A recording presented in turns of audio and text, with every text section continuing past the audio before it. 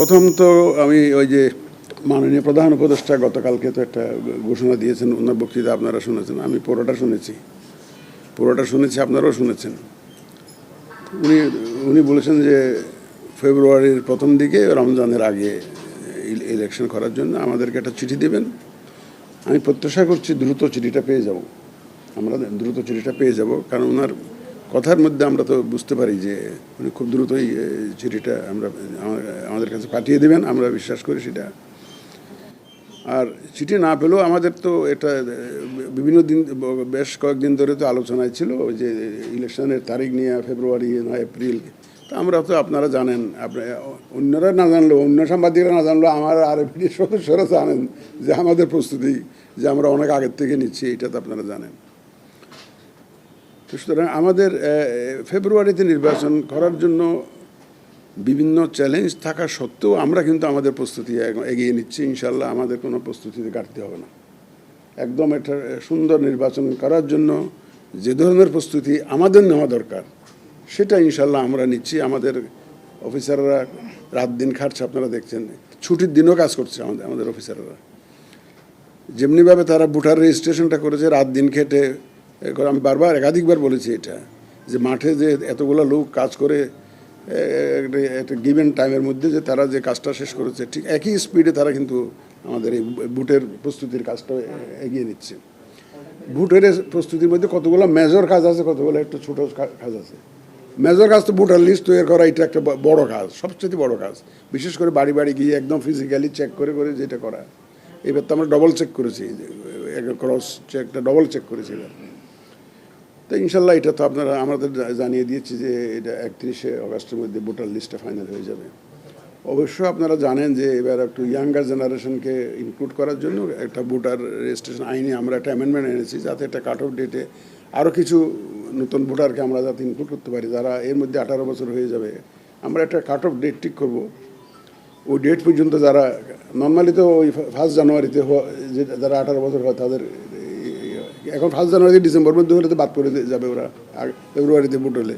তো তারা যাতে মোটামুটি যাদের বিশাল সংখ্যায় যাতে তাদেরকে আমরা অন্তর্ভুক্ত করতে পারি, এই জন্য আমরা আইনের প্রয়োজনীয় সংশোধনী নিয়ে এসেছি। তো আশা করি ইনশাল্লাহ ইয়াঙ্গার জেনারেশনকে আমরা এখানে ইনক্লুড করতে পারবো।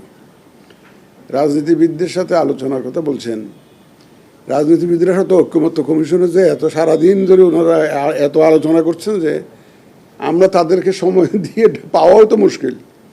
এবং আমরা যেহেতু অনেকগুলো রিফর্মস কমিশন হয়েছে, বিশেষ করে ইলেকট্রিক্যাল রিফর্মস কমিশন হয়েছে, ইলেকট্রিক্যাল রিফর্মস কমিশন কিন্তু অনেক স্টেক হোল্ডারের সাথে আলাপ করেছে, আপনাদের সাথেও আলাপ করেছে, সবার সাথে আলাপ করেছে, ওরা সিভিল সোসাইটির সাথে আলাপ করেছে, পলিটিক্যাল পার্টির সাথে আলাপ করেছে, নির্বাচন নিয়েই তো আলাপ করেছে তারা। সুতরাং এক ধরনের আমাদের কাজ এক ধরনের তারা সেরে রেখেছে। তারপর আবার ঐকমত্য কমিশন আলোচনা করেছে। তারপরেও আমাদের তরফ থেকে আমরা এই জন্যই এটা অপেক্ষায় ছিলাম যে ওনারা একটু ফ্রি হন, ফ্রি হলে তখন আলোচনাটা আমরা স্টেক হোল্ডারদের সাথে আমরা এমনি 1 মাসের একটা প্ল্যান করেছি যে এই যে স্টেক হোল্ডারদের সাথে আলোচনা। তোর মধ্যে আপনারা কিন্তু একটু বড় স্টেক হোল্ডার, একদম বড় স্টেক হোল্ডার। আমরা মিডিয়ার সাথেও তো একটা আলোচনা করব এই যে এবং আমাদের একটা চিন্তা আছে, জানি না আল্লাহ তাআলা কতটুকু বাস্তবায়নের তৌফিক দেয়। আমরা এবার আপনাদেরকে সাথে নিয়ে কিন্তু অ্যাওয়ারনেস রেজিংয়ে আপনাদেরকে ইনভলভ করে আগাইতে চাই। এটা আপনাদেরকে একদিন আমরা হিন্স দিয়েছিলাম, কোথায় ফল উৎসবে একটু বলেছিলাম, এটা আমাদের চিন্তার মধ্যে আছে। মানে আপনাদের সাথে পার্টনারিং করে আমরা অ্যাওয়ারনেস রেজিংয়ে আপনাদেরকে কীভাবে ইনভলভ করা যায় সেই চিন্তাটা আমরা করছি। এবং আমরা ওই বিদেশি যারা আমাদেরকে হেল্প করেন, যারা ইউএনডিপি আছে, ইউরোপিয়ান ইউনিয়ন আছে, এদেরকে যদি মোবিলাইজ করতে পারি, কনফিডেন্সে নিতে পারি, ইনশাল্লাহ আশা করি যে আপনাদেরকে নিয়েই আমাদের আগাইতে হবে। দেখেন, একটা ইলেকশনের স্বচ্ছতার জন্য যা যা দরকার তার মধ্যে role of media is number 1। Role of media, আমরা কিন্তু ইলেকশনটাকে অ্যাজ ট্রান্সপারেন্ট অ্যাজ পসিবল করতে চাই, আয়নার মতো পরিষ্কার করতে চাই। মানে মানুষ দেখুক, বিশ্ববাসী দেখুক যে আমাদের আন্তরিকতার, আমাদের চেষ্টার কোনো ঘাটতি আছে কিনা, এটা দেখুক, আমরা সেটা চাই। লুকাইয়া কোনো কাজ করতে চাই না।